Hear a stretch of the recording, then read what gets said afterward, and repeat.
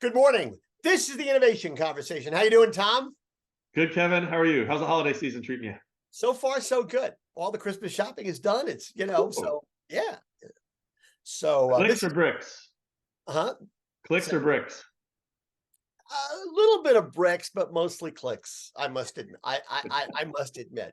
We were in the weeds here. So Mrs. Content Guy is who's retired, a retired teacher. They asked her to come back and do a 3-week sub thing. So which is like basically the month of December. But that suddenly created all sorts of like, well, I have to get everything done Yeah. before I start working again because she doesn't trust me.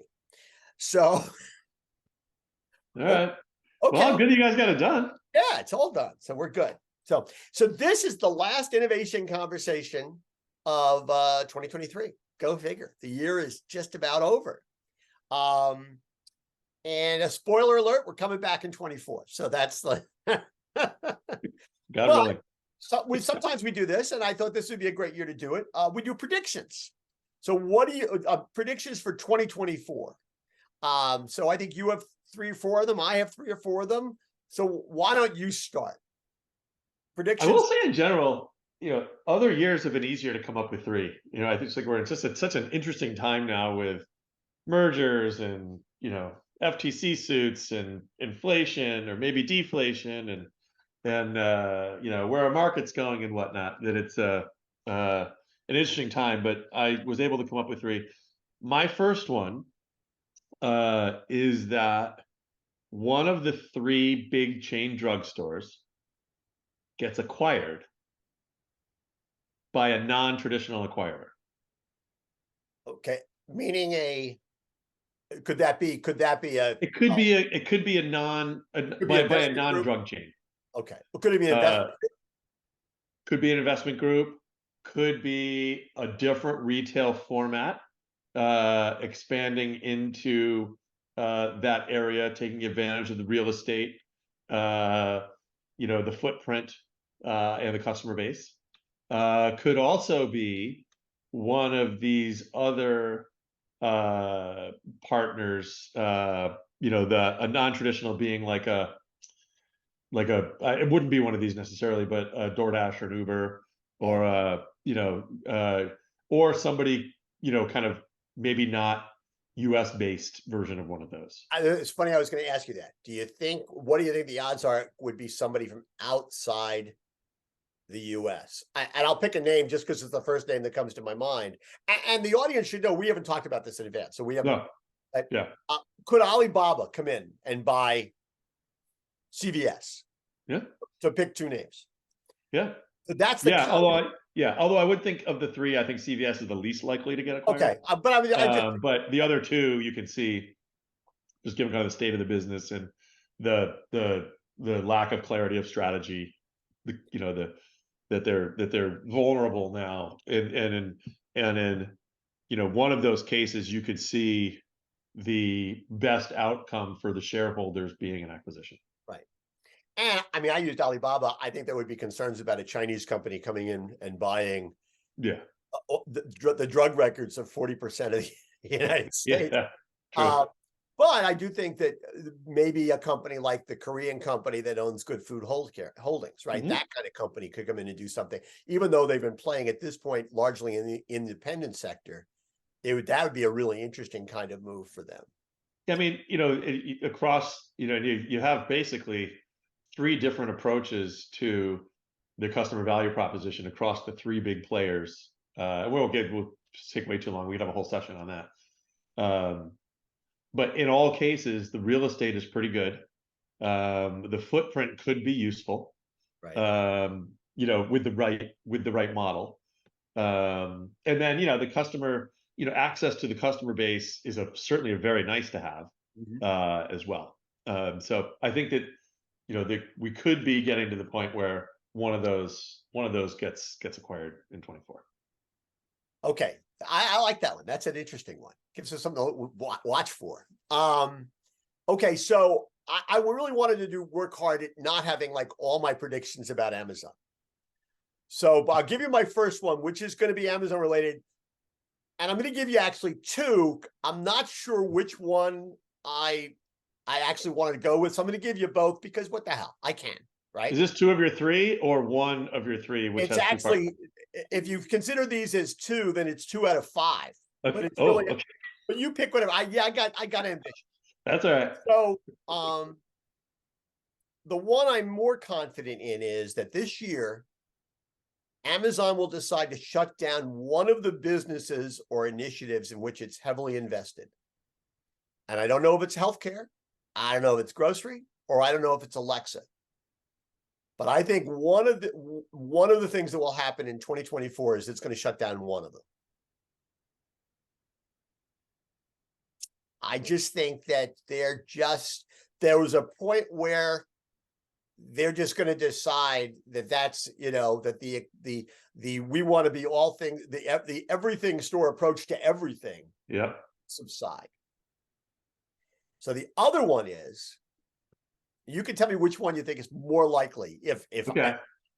The other one is Amazon will decide to break itself up before the FTC orders it to.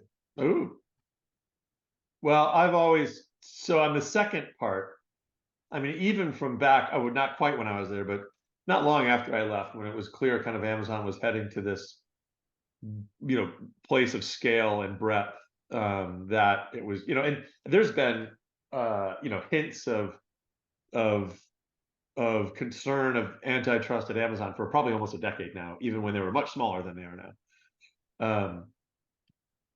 And I've always felt that while great synergies are achieved by having it all together, um, by breaking it apart, I don't think you'd actually lose much from the synergies because you'd have related companies, right?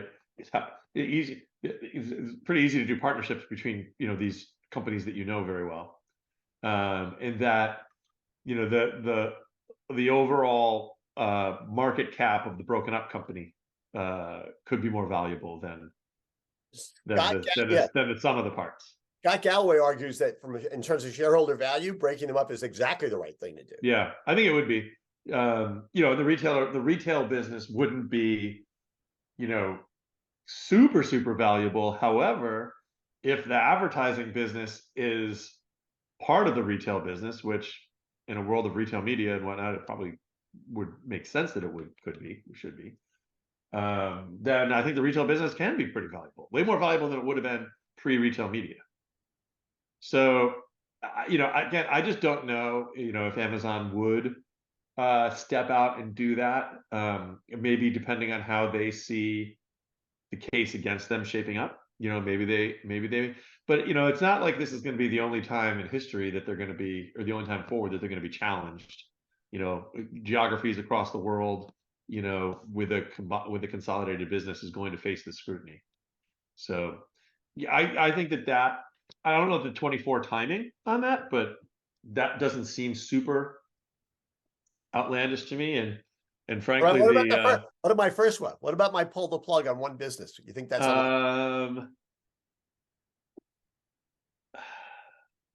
that's all right. I mean, I think maybe,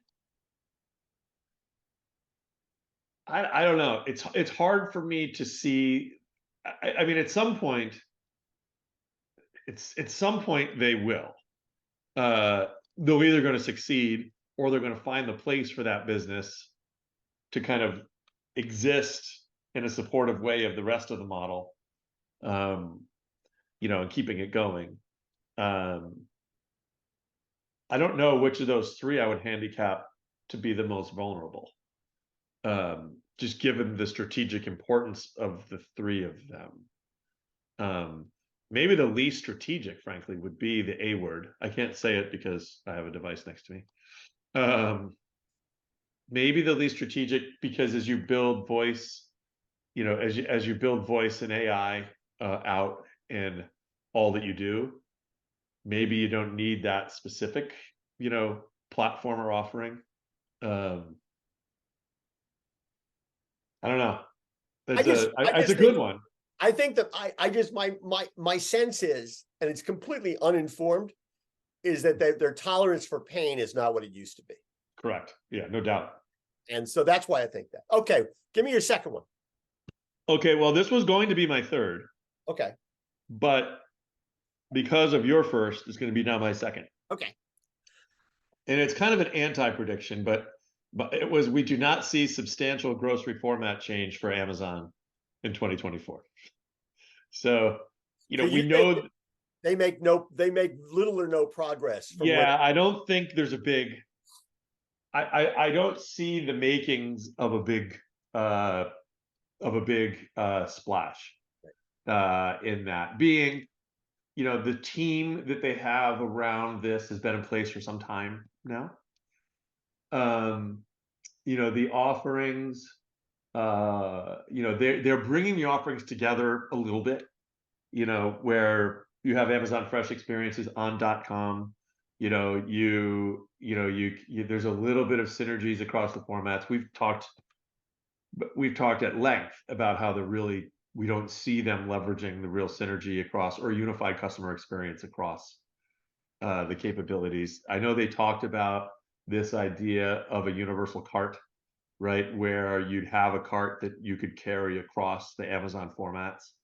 I will say that that's absolutely technically possible. It's also incredibly hard from a tech standpoint, a managing of the order experience across them, and then frankly the inventory and operations experience underneath it. Absolutely doable, and should be part of their strategy. I just don't know that they're, maybe we'll be surprised in Q1 they'll come up with this awesome way to integrate the formats together. But I'm just not seeing. I'm seeing a bunch of small R&D there. I do think you'll see more store rollouts. I do think they're going to gather more information.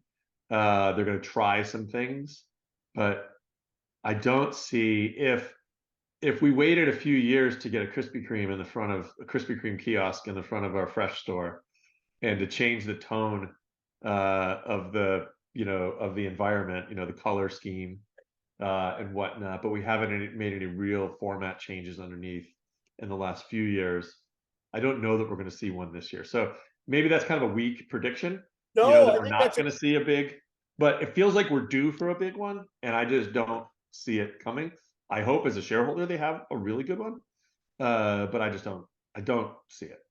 well, listen, we've always said that they're they're probably one great executive away from getting it, but they have not seen. I have not seen. They have not seemed willing to like hire that great and there's a couple of them out there to hire that great person and saying, okay, just fix it. Do what you got to do. Fix it. Yeah, That's it's hard to do because it that's is hard to. It's hard. It's a hard format to get right at scale with profitability. Plenty of grocers do it. yeah. But to fit in that customer equation. But yes, I agree. There are probably people out there that could do it. And I think the resumes of the folks they've hired are very good. But I just don't know that we're going to see it. I just don't know that we're going to see it. They need Not for lack of trying. they need a great leader, right? They need a great leader, and that, yes, but also, yeah, that leader has to both lead outwardly in the design development of the store and the training and building of the team and the culture, but also has to lead inwardly at the navigation of making this investment, in getting Amazon leadership, to support that investment. It's hard. It's a hard Yeah. profile. I think you're right. It's sort of an anti-prediction, but it's a good prediction. And I think it will hearten a lot of people in our audience, by the way. They'll be very happy about that. Yeah, keep competing. Absolutely. Yeah. All right. My second one. This is sort of general, and not specific to retail. But I think something's going to happen in 2024 with AI that's going to scare the crap out of everybody. And there are going to be calls for significant regulation. And I mean real regulation, not, I don't know the regulation will happen in 2024. And in fact, I think if I write my part two, that would be the government typically will be unable to get out of its own way because there'll be so many competing interests and lobbyists and the whole thing.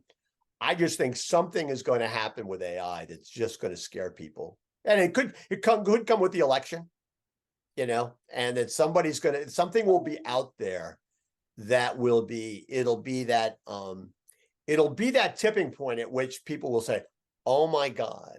It's not going to be quite the Terminator, but let people know it'll somehow raise people's consciousness about what's possible and what we should be and why we should be vigilant.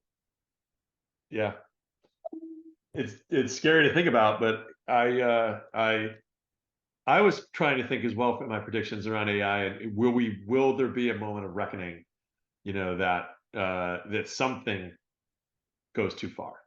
And I wasn't thinking nearly as kind of catastrophic or whatever as you are, but I was thinking more, it just pushes it too far, that that there's a pushback on, just getting too much into my business, knowing too much about me, Yeah. which is a little bit of my third one. But totally, I mean, I can totally see it, especially at how fast AI is evolving and how increasingly sophisticated and robust it gets, and the more hands that it's getting into. Right. Right. That's the thing. I don't think we have to worry about Microsoft and OpenAI, right? Not themselves, but somebody else using it. Right. I think we have to worry about some bad actor somewhere who is, whether inside the United States or outside the United States, something is going to happen. I think the big three, you could just think of big four include Meta. Maybe not as much Meta, but for sure the big three in Google, Microsoft, and Amazon, and probably even Meta. I think that there's a general recognition of the responsibility that they have, and that they will put appropriate, or at least attempt to put appropriate controls in place in the environment that they can influence, and safeguards in place there. And in fact, I know, like, a lot of the building of these models, there's attempts to build in safety. Right. Build in safety, build in, the reduction in the hallucinations that the models can produce. But we're getting it into so many hands now that I think misuse of the models, advertently or inadvertently, could happen. Well, I don't want to go too far down this rabbit hole, but Yeah. even the big ones, right? I mean, how often did Meta say, "Oh no, we're not targeting children," and then ends up exactly what they did, exactly. right? Yeah. And Yeah, so that's true. let's Yeah. not Whether they intend to or not, it happens. I don't want to give those guys a pass. No, don't give them a pass. I would say don't give them a pass, but I do think that they recognize the dangers, and while they may push the envelope in a bunch of places, I think they recognize the dangers more than the second and third level folks that are using AI in their businesses, or to their advantage, and could cross the line. Agreed. Okay, what's your third one? A little bit related to this, I think, is that I think that the retail media train is going to need to stop for refueling.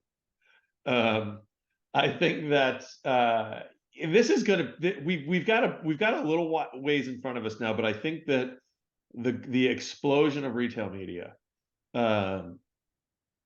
we see all the stats now, right? But most of the stats that we see today, and the growth of where we've gotten today, has been driven by, like, 95% of it has been driven by Amazon and Walmart, and 85 of the 95 has been driven by Amazon.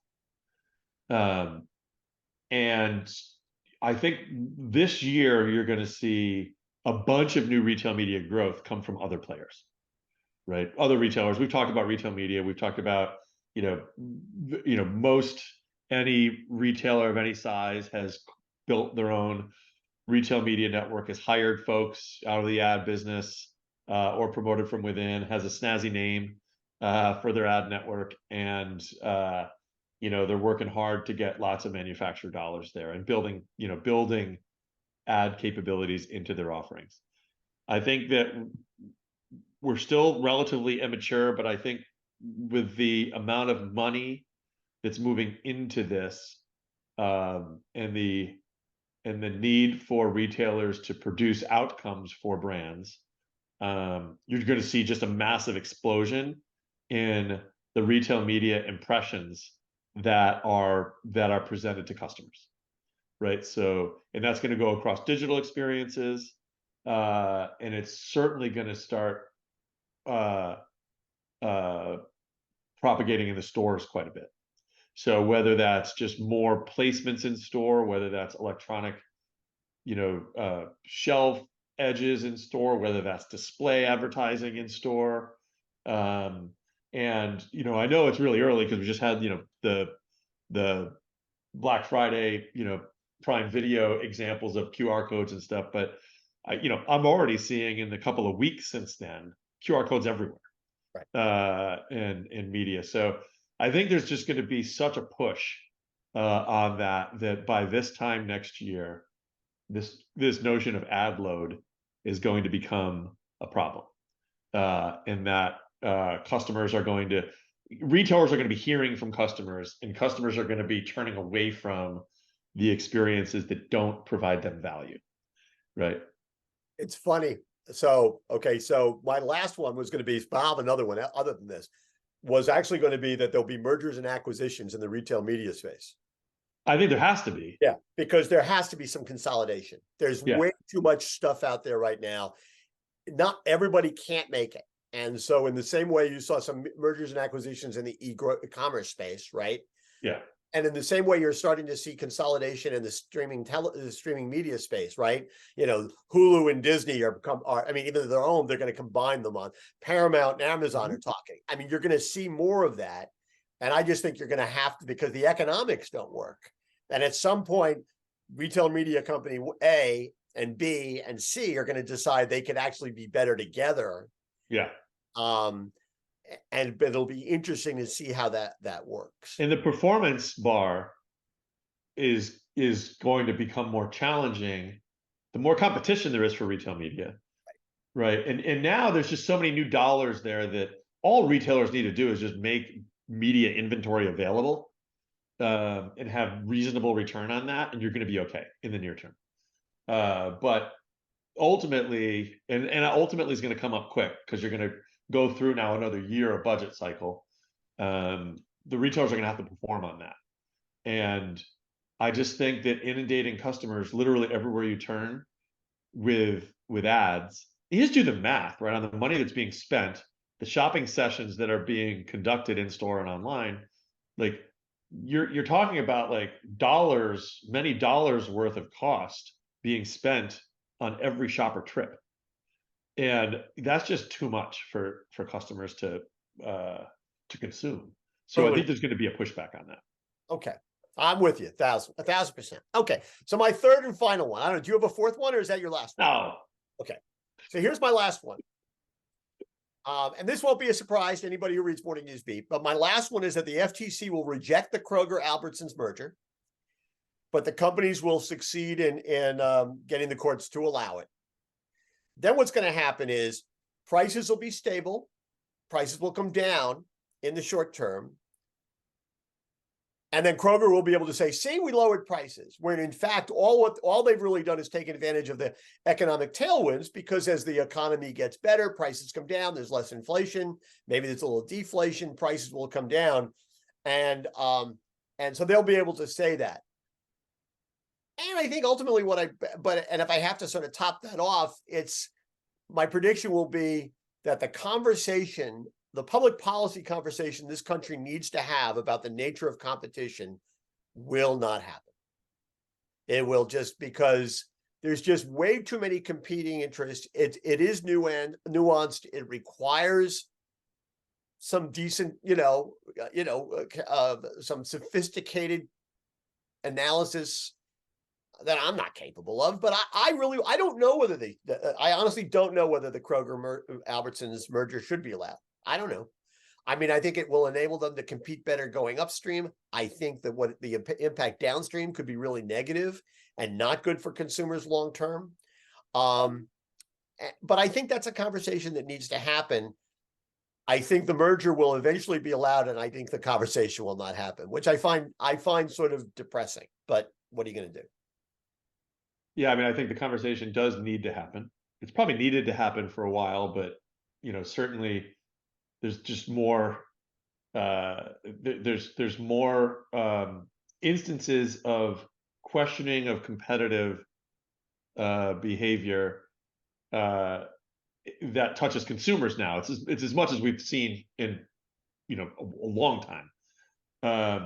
Yeah, I don't think you can start that conversation in an election year.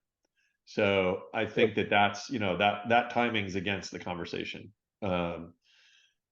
It's against the conversation happening. So now you've got an FTC that and DOJ that's got to make these decisions kind of absent that conversation. I think having that conversation would help them make the decision. It would also probably help companies govern themselves more effectively, like knowing where M&A is an opportunity and know where to steer clear. So yeah, I don't have a personal, strong personal stance on whether the merger will happen or not, or whether it's good or not. I understand why they want to do it. I just think that be true to the virtues of why you are asking for this, and don't abuse that. If this is truly better for your people and truly better for the customer, show it. And truly better for the industry, show it. Yeah, and I guess I think honestly that the lowest priority for everybody involved in this thing will be the consumer. That's terrible. But I think that's the truth. I think that's Yeah. utterly true. I think that shareholders will be are going to be the first priority. I think that obviously executives are going to do really well in this deal. I think there will be savings, but I think at the end of the day, I'm not persuaded that the consumer is the number one priority. And I think it's worth it. I think it's worth having a public policy conversation, in which that is that, again, I'm quoting myself from Morning Newsbeat, but should the consumer be if you're making these decisions about what's allowable, what's antitrust, what's competitive or not, is it how companies compete with each other? Is it what's best for the consumer? I'm not sure. It's clear to me that and there'll be times where it can't be both. Right. Right. And so what is, it's not even right or wrong, but what is our, as a country, what is our position on this in terms of what's No doubt, because you should be able to compete. You should be able to try to get scale. You should be able to try to get scale to lower your cost structure.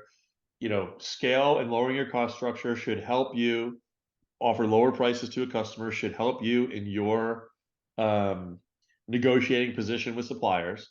Like, to some level, that's commerce, that's commercial, that's reasonable commercial objectives, and that should be fine. But when you use that kind of size and construct, that ultimately it unfairly, impacts any of those players. That's when you get into trouble. And I guess it's the unfair part, and identifying really what is unfair in today's world that's different than what was unfair 30 years ago or 50 years ago when the laws were, or quite frankly, written. 5 years ago. Yeah. Oh, I mean, it's everything changing so fast. I mean, listen, Absolutely. you and I are both going to do the technology track at NGA in 2024 in Vegas. And, I mean, it seems to me that I would hope that whatever happens does not create the possibility or even the likelihood that a third of those people attending that show won't be in business in 5 years. It won't happen overnight, but in 5 years, they just simply won't be able to compete. Not because they're not competitive, but because the forces are just too great that they're facing. Yeah. I have no sympathy for people who just want to do business the way they've always done business and think they have a God-given right to compete. Right. Yeah, Not no today, doubt. right?